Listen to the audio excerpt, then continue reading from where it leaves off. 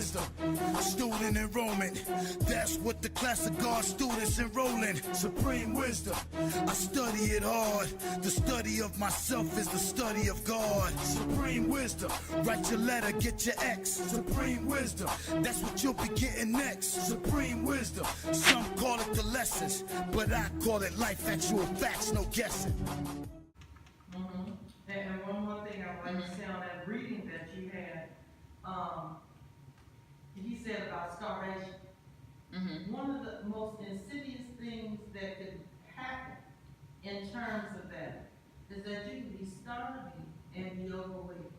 That's what's going on with the food, because they talk about food deserts, and America is the most obese country in the world, but yet still most of the people that are obese are starving because their body is not getting the proper nutrients, so their cells are suffering from starvation, I would say. Check this out. Here it is. It says, let me just read the headline. It says, drug-resistant salmonella from chicken sickens nearly 100. Here's another article that says, McDonald's, Burger King, Five Guys among 22 burger chains given F over antibiotics. Just reading more and more. It's been marijuana is legal in Canada. The next one is Honduran migrants caravan grows to 4,000 among spiking U.S. border crossing. I mean, if you just read the headlines, it's like the world is just going awry. Oh, there's I think it's, what stores is it Sears or one of these large like mall, shopping mall things? They're closed down like 100 locations across the country. What's this is? It says Crimean attack, gun attack. Just keep going on. Chinese woman kills herself and children after husband faced death. They got that from the white people. Right. So you just keep going down the line. And it's like if you just read the headlines back to back, it's just the world is just going, crazy.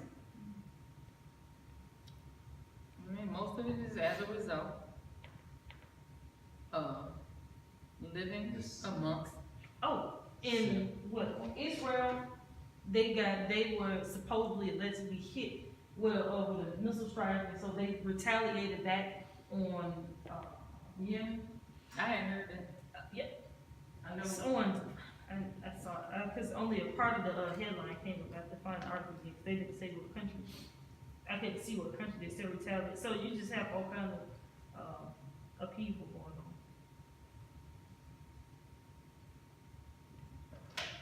Okay. So.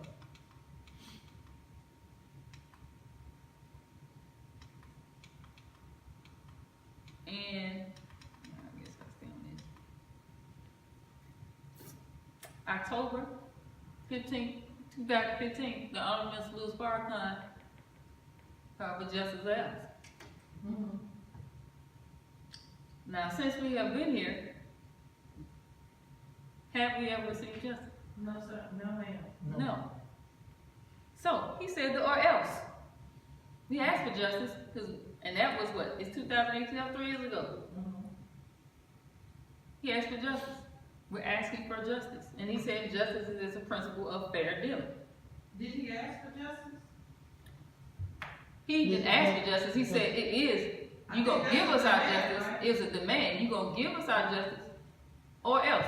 Yes. So it wasn't, so let me rephrase that. He didn't ask for it. He demanded our justice. And if you're not going to give us our justice, it is or else is coming. So what is the or else? Well, part of it, we see now what he keeps saying, what? Watch the weather. Watch the weather. So, with that, that should bring us to a very good question. When are we going to separate? When the fiery serpents get behind us. I feel like we're gonna separate because we have even had fiery serpents on us for the past 400 years. And so that the message said fiery serpents means angry white people. And I mean, we've had an angry white person in the White House for how many years now? Going on 2.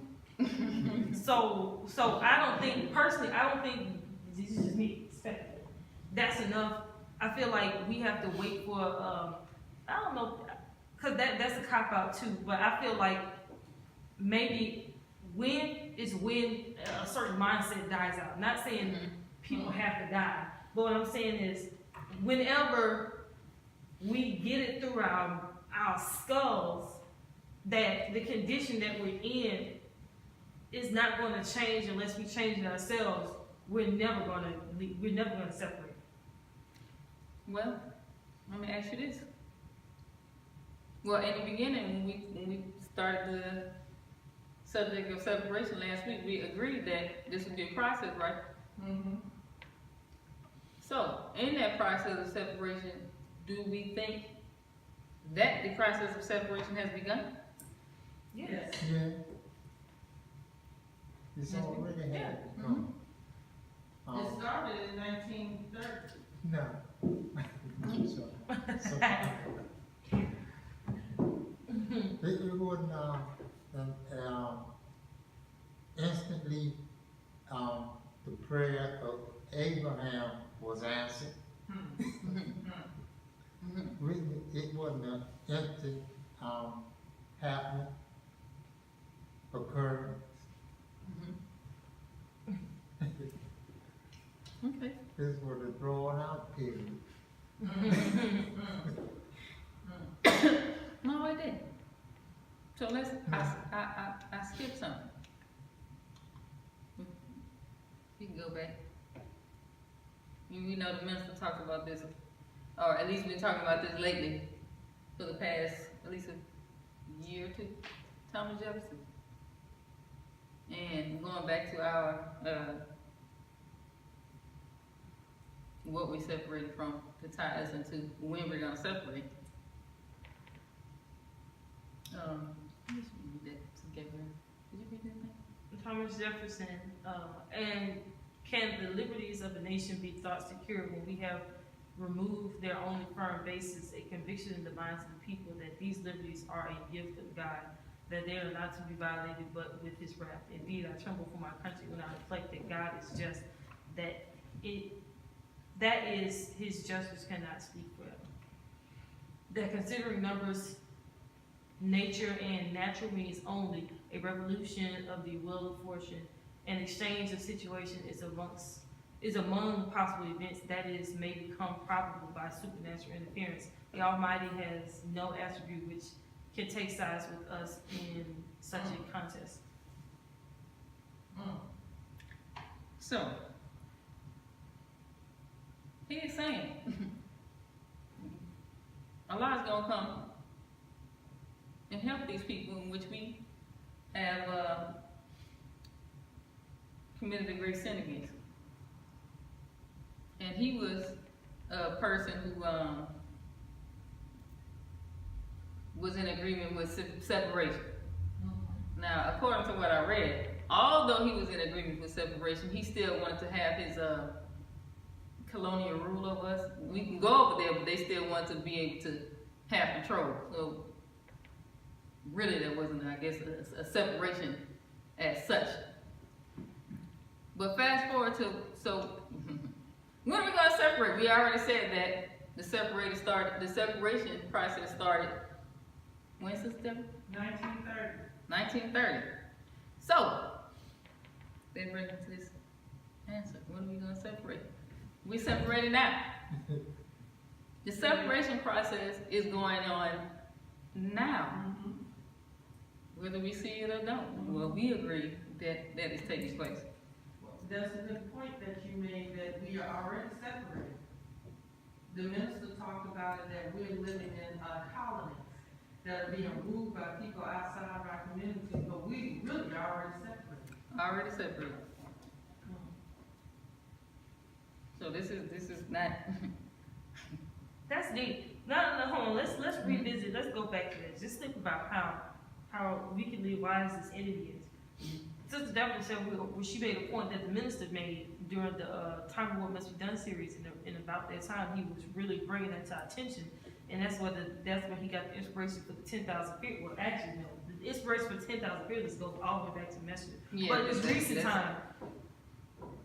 recent time, he would kind of make the analogy that we are colonies, just as you had, say for instance, like you had the various European empires that when they wanted, when they were discovering the New World, or really just the world outside of Europe, they used to go and they would conquer the lands that were outside of their own. But at the same time, they would go conquer that place, set up a situation where the people, the locals, the people who lived in that area were in servitude under their rule.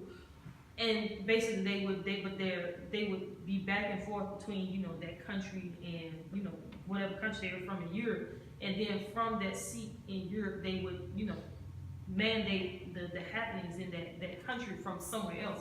And so being that you said we're already separated, just like, the Republic of the Congo, is it a republic? Is that the proper name now? The Democratic Republic of Congo? Zaire. Okay, Zaire, that's what it is now. But at one point, it was a colony of the Dutch, where the Dutch Europeans came in and conquered that land and set up their government and rule in their land. But yet, Zaire is now called, or the Democratic Republic of the Congo, as it used to be, and Yeah. Deutschland, is that where the Dutch are from? Far apart. They're separated, but yet that country in Africa was being ruled by the people all the way somewhere else in a whole other country, and that's the same way it is with our communities. Even to this day, we say there's a black side of town and there's a white side of town. No. But yet, the rules that the black side of town has to follow do not originate from that side of town. Being that we never really, come in contact with each other, why do we, to a certain degree, have to listen to whatever they say is the rule? And they don't even live by us. They don't even care about us. So why we have to listen to the rules of somebody who doesn't even care about us? Because we're slave. You're slave. We But we are are conditioned. slave. Their property. That's right. That's right. But then you have somebody who understands that they're no longer slaves, like our Minister Farrakhan. When he was banned from coming into the country, he said, "I don't care what you say." He said that, the guy that I taught that this whole planet, belongs to me. So I'll go, where I please. And so he walked right in the airport, right past the security, came right on back to the country, even though, according to this law's land, legally he shouldn't have been allowed. But he was like, I don't care. He talks about how he was late on one of his car insurance, I think.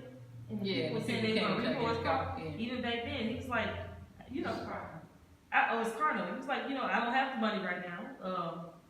And they were saying, if you don't pay us our money, we'll take your car. And he told them, You just gonna take the car, I got something for you. Yeah, basically. Come up on this carport, he said.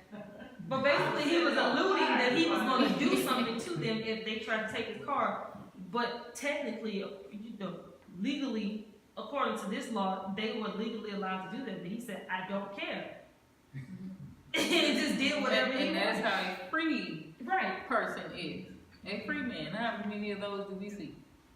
And that's all we have to do. One day just say we don't care anymore.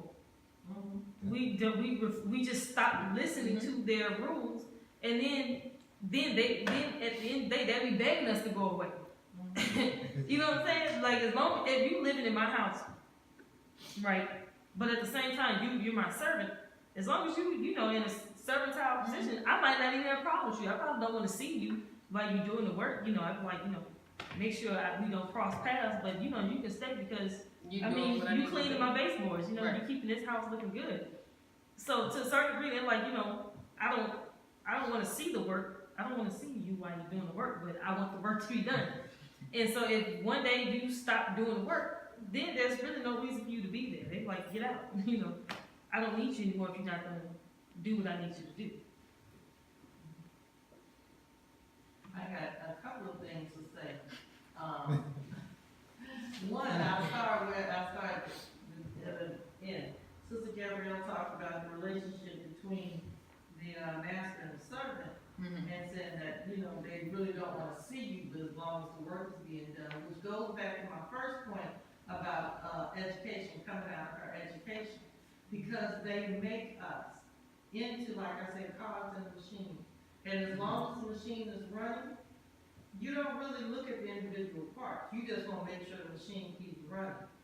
And so that's what the workforce, that's what we are conditioned to do. We don't go to school for education, we go to school to be, it's called schooling, which basically makes us just competent enough to be able to do the jobs that they need us to do to keep their country running.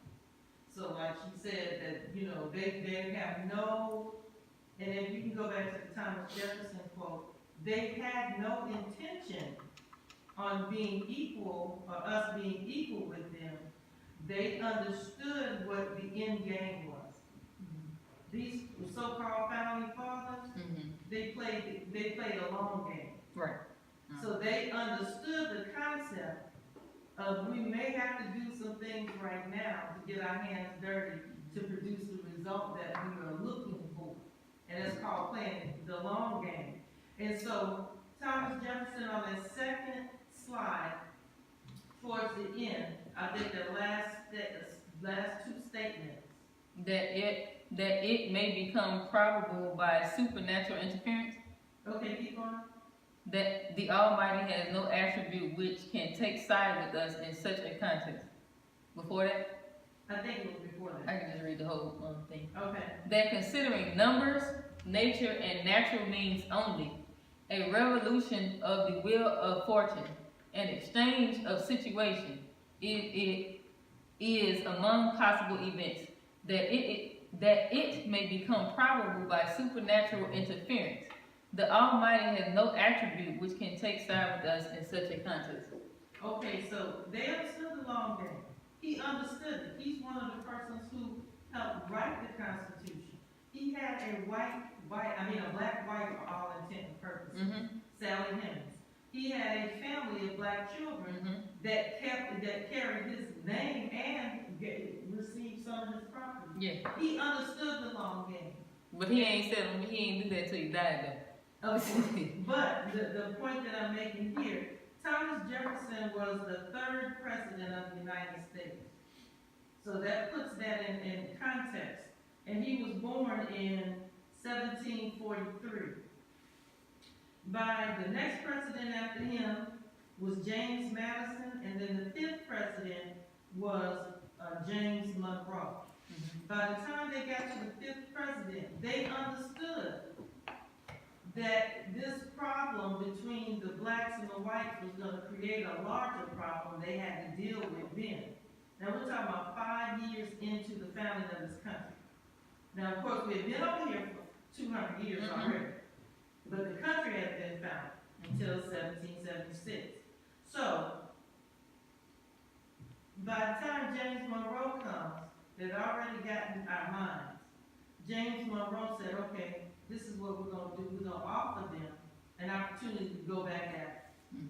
We're going to send as many as we can back to Africa because we see the problem. They're multiplying. And they know that they're not, what we are making them out to be. So we're going to give them the illusion of choice. And we're going to send some of them over there. But they already have our mind. So we don't have to worry about them coming back, starting a revolution. They go over there, establish a country called Monrovia, after James Monroe, and make a flag that looks just like the United States flag. So they exported that mind back to Africa, but they gave them the illusion of making it seem like they had a choice. And then they still won because that means that their population had dropped by how many they sent back to Africa. About how many of them sent back, and the rest of them that didn't go, And then on they top of stayed here willingly and was willing to go under whatever these people were willing to put them under because they didn't want to come. right, but then at the same time, if you think about it, not only did they drop it still worked out for the slave masters because they were able to get rid of some of the people, because the issue, like you said, was it's multiplying, but at the same time, I'm pretty sure that the people that they sent over there were the people who had a dissenting mindset. They had to. So they shipped out people who did not want to be enslaved. Right. And then they kept their slave population, you know, people with a slave mindset pure. They kept the people who had a mindset of a slave and sent the ones who didn't have a mind slave about their way. But I can see they still had somewhat of a slave mindset, not to. Yeah. But the thing about it, think about it, the fact that this is Yaqub again. They understood the law again. Yaqub, you know, the king had to send Yaqub and his people away because they were, you know, the ideals of being free was going, you know, or getting other people to work, that was his idea. To work with that idea, you don't want a new idea to come into your experiment while it's going on, because it's not controlled at that point. You don't know what the outcome is going to be. So Sister Gabrielle brought up about that. This is my closing point. She brought up about the colonies and about having people to be able to control you from distant places. Now, let's see.